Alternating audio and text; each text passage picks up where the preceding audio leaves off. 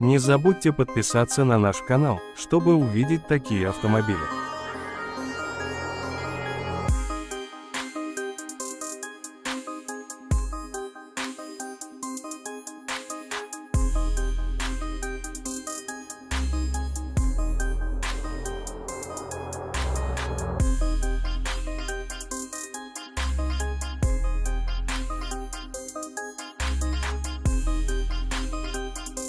Assalomu alaykum.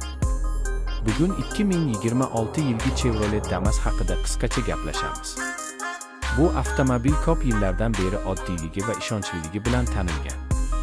Damas ilk bor 1990 yillarda ishlab chiqarila boshlagan va shundan buyon asosan shahar ichida va kichik biznesda foydalanish uchun mashhur bo'lib kelmoqda. 2026 yilgi Damas tashqi ko'rinish jihatidan klassik va ixcham dizaynni saqlab qolgan. Katta oynalar yaxshi ko'rinish beradi, baland kuzov esa ichki hajmni qulay qiladi.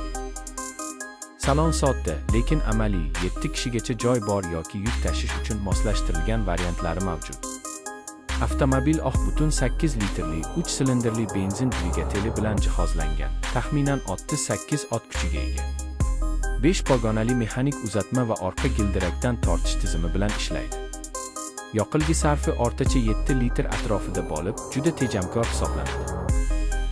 Bozordagi o'xshash mikrovanlar bilan solishtirganda, Damas kuch yoki dizayn bilan emas, balki arzon narxi, ehtiyot qismlarining oson topilishi va past xizmat xarajatlari bilan ajralib turadi.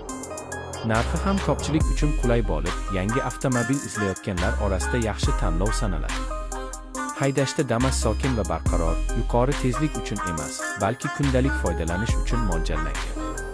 Uning eng katta ustunligi ko'p maqsadli bo'lishi. Oila uchun ham, biznes uchun ham birdek foydali va ishonchli avtomobil.